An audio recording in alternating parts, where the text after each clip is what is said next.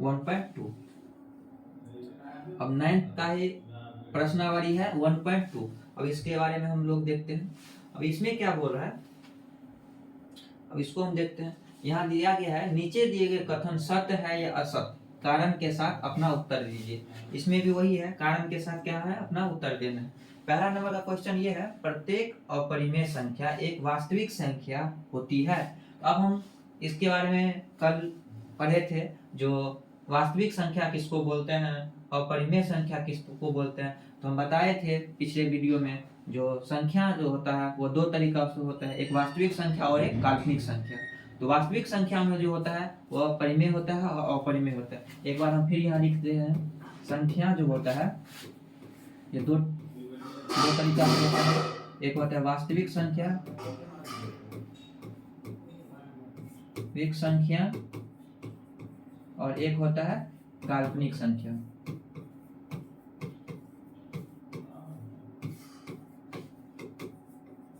काल्पनिक संख्या और वास्तविक संख्या में क्या होता है,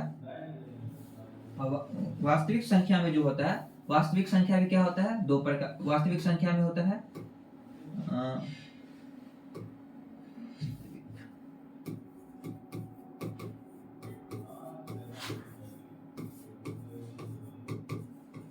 अब वास्तविक संख्या में क्या होता है, दो होता है। वास्तविक संख्या कितने होता है, एक होता है परिमेय में संख्या और एक होता है अपरिमेय।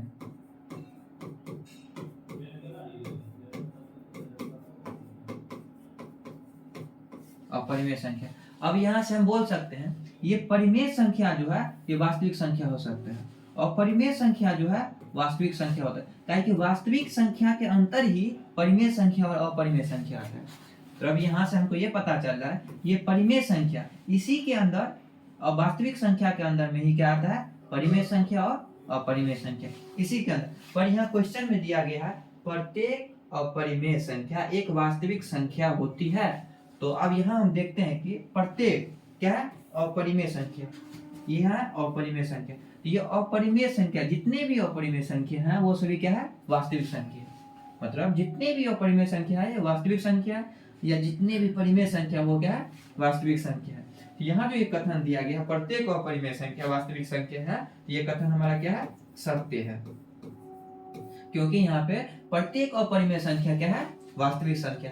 यही यदि क्वेश्चन में बोल दे क्या प्रत्येक वास्तविक संख्या अपरिमेय संख्या है, ऐसा नहीं हो सकता है, क्योंकि वास्तविक संख्या जो है परिमेय संख्या भी होता है और अपरिमेय संख्या भी होता है। इसीलिए यदि बोल दिया जाए क्वेश्चन में प्रत्येक वास्तविक संख्या अपरिमेय संख्या है या परिमेय संख्या है, तो ऐसा संभव नहीं है, ऐसा नहीं होगा। पर प्रत्येक परिमेय संख्या या अपरिमेय संख्या वास्तविक संख्या होती है, तो हाँ प्रत्येक परिमेय संख्या और अपरिमेय संख्या वास्तविक संख्या होती है। अब हम अगला क्वेश्चन देखते हैं।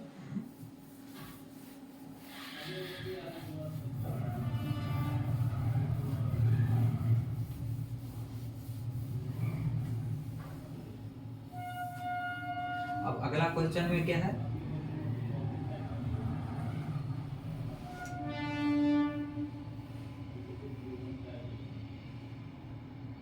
अब देखिए अगला क्वेश्चन ये है, 2 नंबर का क्वेश्चन ये है, प्रत्येक वास्तविक संख्या, सॉरी 2 नंबर 3 नंबर हो गया। यहाँ देखिए क्या हो रहा है, संख्या रेखा का प्रत्येक बिंदु √m के रूप का होता है, जहां m एक क्या हो, प्राकृतिक संख्या हो। अब देखिए संख्या रेखा कैसे बनाते हैं,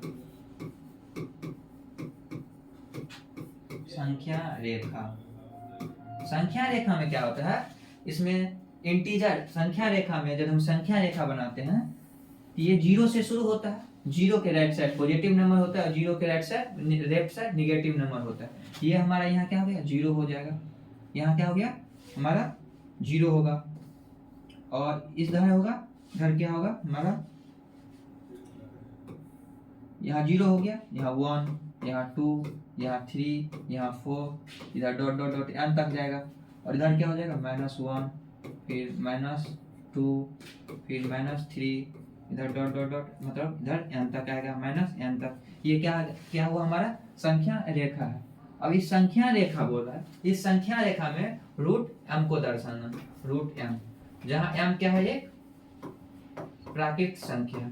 तो m प्राकृतिक संख्या, तो प्राकृतिक संख्या तो माइनस में नहीं होता है। जब भी प्राकृतिक संख्या होता है वो क्या होता है 1 2 3 4 5 6 7 8 9 डॉट डॉट डॉट, ये सभी होता है हमारा प्राकृतिक संख्या, मतलब गिनती की संख्या।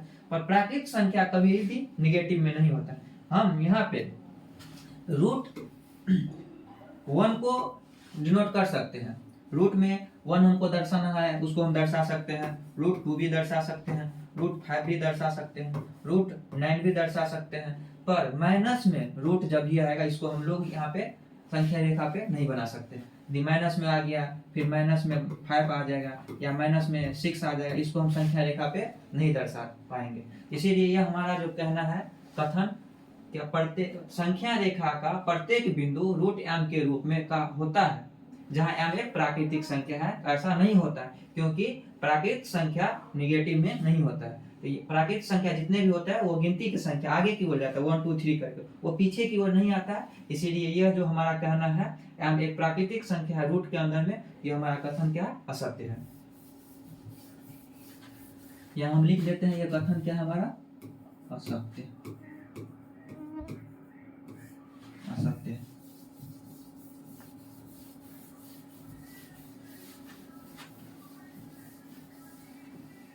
अब यहाँ दूसरा क्वेश्चन है, प्रत्येक वास्तविक संख्या एक अपरिमेय संख्या है।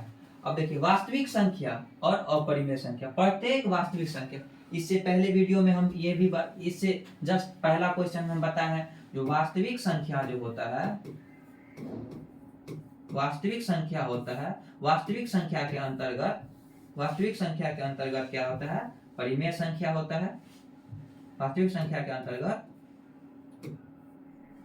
क्या होता है, परिमेय संख्या, परिमेय संख्या और अपरिमेय संख्या होता है।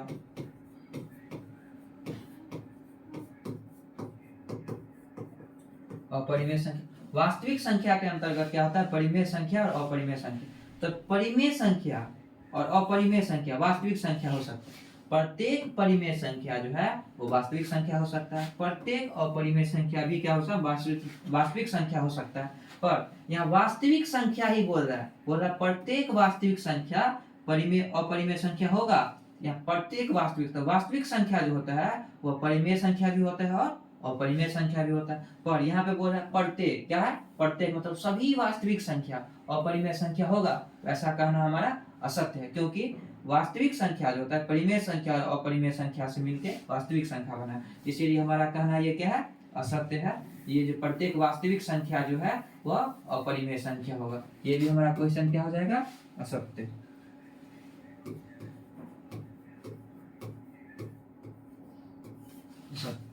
अब देखिए यहाँ क्या है, क्या सभी धनात्मक पूर्णांक के वर्गमूल परिमेय अपरिमेय होते हैं? यदि नहीं तो एक ऐसा संख्या के वर्गमूल का उदाहरण दीजिए जो एक परिमेय संख्या। यहाँ बोल रहा है क्या सभी धनात्मक पूर्णांक का वर्गमूल अपरिमेय होता है? अब सभी धनात्मक पूर्णांक का वर्गमूल अपरिमेय होता है, ऐसा तो नहीं हो सकता है, क्योंकि देखिए पूर्णांक संख्या जो होता है वो 0 से स्टार्ट होता है, 0 1 2 3 4 5 6 7 8 9 डॉट डॉट m तक जाता है। अब देखिए क्या हो रहा है, प्रत्येक धनात्मक, ये सभी क्या है, धनात्मक है, क्या कि इससे इसके पीछे क्या है, प्लस है, ये सभी क्या है, धनात्मक संख्या। और बोल रहा प्रत्येक धनात्मक के वर्गमूल अपरिमेय होता है। अब वर्गमूल जो होता है प्रत्येक धनात्मक पूर्णांक के वर्गमूल अपरिमेय होता है। यदि हम यहाँ पे -√5 लिखते हैं, ये भी क्या है, धनात्मक संख्या है, पूर्णांक है, धनात्मक है, ये क्या है, अपरिमेय संख्या है, परिमेय है। इसी तरह से यदि हम लिखते हैं √9, इसका वर्गमूल कितना होता है, 3 होता है। ये तो ये धनात्मक है, पर ये क्या है, ये 3 जो आगे ये परिमेय संख्या हो गया। ये क्या हो गया हमारा, परिमेय संख्या हो गया। तो ऐसा कहना संभव नहीं होगा जो प्रत्येक धनात्मक पूर्णांक के वर्गमूल अपरिमेय है। यदि हम 9 लिखते हैं, 9 भी एक धनात्मक पूर्णांक है और इसका वर्गमूल होता है 3 हो जाता है। इस तरह से यदि हम √25 लिखते हैं, ये भी एक धनात्मक पूर्णांक है, ये धनात्मक पूर्णांक है और इसका वर्गमूल क्या हो जाता है, 5 हो जाता है। इसका वर्गमूल कितना हो जाता है, ये हम रूट में लिखे हैं 25, इसका वर्गमूल क्या हो गया 5। तो ये जो 5 जो है ये क्या है, परिमेय संख्या हुआ, परिमेय संख्या। तो ऐसा कहना संभव नहीं होगा, और यदि नहीं है तो एक ऐसा संख्या का वर्गमूल का उदाहरण दीजिए जो एक परिमेय संख्या। जैसे ये एक उदाहरण हो गया इसके लिए। √4 लिखते हैं हम यहाँ पे, ये भी एक उदाहरण हो गया, ताकि √4 का वर्गमूल 2 होगा। ये भी एक तरह से क्या है, ये धनात्मक है और क्या है, परिमेय संख्या है। और जैसे मान लीजिए कभी लिखते हैं √3, तो √3 ये धनात्मक पूर्णांक है, पर यह क्या अपरिमेय है, पर ये क्या है, अपरिमेय संख्या है।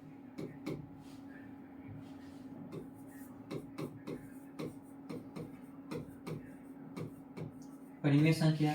अब इससे हमको पता, यहाँ ये प्रत्येक वर्गमूल इतना, ये तो पता चल गया जो प्रत्येक पूर्णांक का वर्गमूल अपरिमेय होता है। ऐसा नहीं होता है, प्रत्येक का जो पूर्णांक है उसका वर्गमूल कभी कभी परिमेय होता है और कभी अपरिमेय होता है।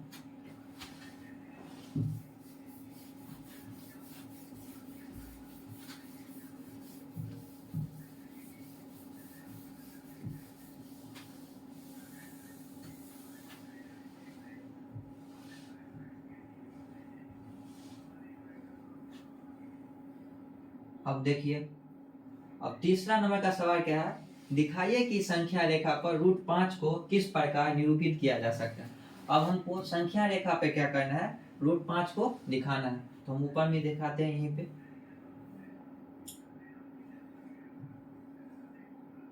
हमको क्या करना है, संख्या रेखा पे किसको दिखाना है, √5 को। तो संख्या रेखा पे हमको संख्या रेखा पर √5 को दिखाना है,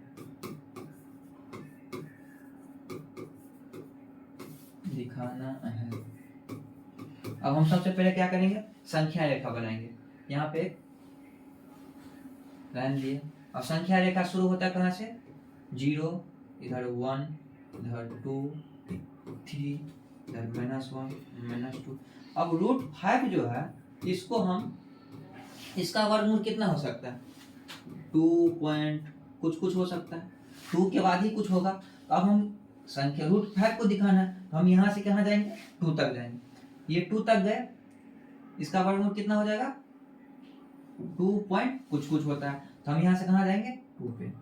अब 2 पे जाने के बाद हम क्या करेंगे, यहाँ से 1 यूनिट, जितना ये डिस्टेंस है, जितना ये डिस्टेंस है, इतना ही डिस्टेंस का हम क्या करेंगे, एक यहाँ पे लाइन बनाएंगे, एक परपेंडिकुलर लाइन इस पे बनाते हैं, और इसको इस 0 से इसको क्या करते हैं, हम इसको मिलाते हैं। ये हो गया। अब मेरे पास एक कंपास होता है, उस कंपास को यहाँ रख के, एक सुई जो होता है यहाँ रख के, और पेंसिल को यहाँ रख के, और यहाँ से इसको इस तरह से यहाँ रख के, फिर यहाँ से इस तरह से इसको चाप ऐसे बनाते हैं। ये जो मेरा यहाँ से यहाँ तक का जो दूरी हुआ वो क्या हो गया, मेरा √5। ये जो दूरी हुआ क्या होगा, मेरा √5। देखिए यहाँ से यहाँ क्या हो गया, 2, और यहाँ से यहाँ क्या हो गया, 1। अब देखिए इसको √5 हम लिख सकते हैं, और इसी को यहाँ से यहाँ तक क्या है, ये √5, इसी को हम नीचे उतार के ये संख्या रेखा पे दर्शाया, ये क्या हो गया, मेरा √5। देखिए ये √5 कैसे आया, हम ये जानते हैं कि L² बराबर होता है, L² बराबर ये B² प्लस H²। तो L बराबर √अंडर लिख सकते हैं B² प्लस H²। अब देखिए यहाँ पे जो है B कितना है हमारा, 2 है, 2 का स्क्वायर प्लस 1 का स्क्वायर बराबर 4 प्लस 1 रूट में, तो रूट क्या हो गया 5। अब तो √5 ये हमारा √5 हो गया। अब देखिए यहाँ पे एक कंपास में पेंसिल सेट करके उसका जो एक सुई होता है उसको हम 0 पे रखेंगे, और पेंसिल का नोक यहाँ पे रखेंगे, यहाँ से इस तरह से हम नंबर लाइन पे नीचे करेंगे। जहां पे ये कट कर देगा नंबर लाइन को, मतलब संख्या रेखा, वही संख्या वहां 0 से लेके वहां तक का जो मेरा डिस्टेंस हो गया वही क्या हो गया हमारा √5। इसी तरह से हम एक और दूसरे सवाल बनाने का कोशिश करते हैं। रूट इसी पे संख्या रेखा पे रूट का ही देखिए,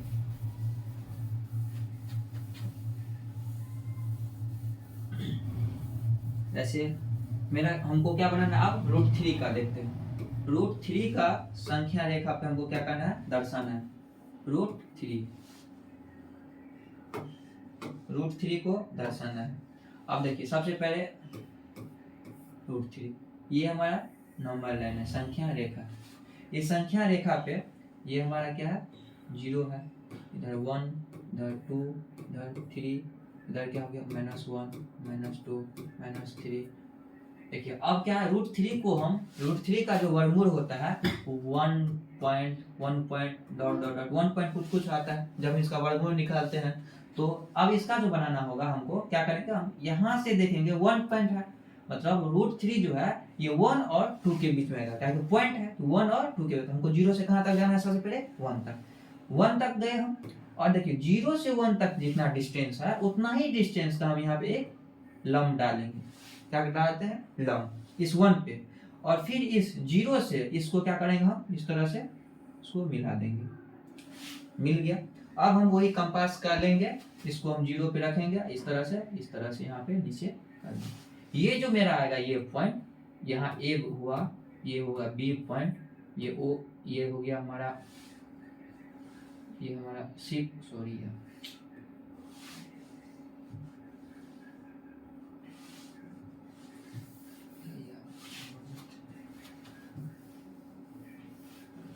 ये जो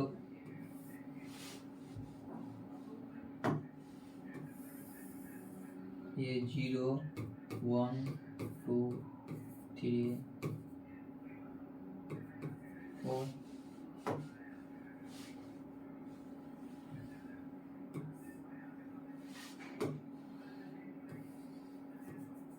अब देखिए यहाँ से हम एक किए थे इस तरह से, यहाँ बनाए थे, और यहाँ से हम ये किए थे। हम मान लेते हैं इसको एक पॉइंट है, ये है बी पॉइंट, ये सी है और ये डी। तो मेरा जो है ये जो होगा ये क्या होगा √2, क्योंकि यहाँ से यहाँ तक जो है ये क्या आ गया 1 हुआ, और यहाँ से यहाँ तक भी क्या है ये 1 मीटर है। इसको जो हम करते हैं तो ये √2। अब हमको ये पता है ए सी बराबर क्या होता है ए बी होता है। ए सी बराबर, क्योंकि ये क्षैतिज है, मतलब यहाँ से यहाँ तक स्लोप के टाइप है। इसको यदि हम नंबर 9 पर आते हैं ये क्या करना पड़ता है हमको यहाँ नीचे करना पड़ता है इसको इस तरह। जब इसको नीचे करते ये जो यहाँ से हम कट करके यहाँ पहुँचाते हैं यही हो गया हमारा √2। यहाँ से इस बी तक जो पॉइंट हो गया क्या हो गया √2। ए सी बराबर ए बी, ए यहाँ है बी यहाँ है ए यहाँ है और सी यहाँ है, इसीलिए क्या हो गया ए सी ए बी बराबर √2।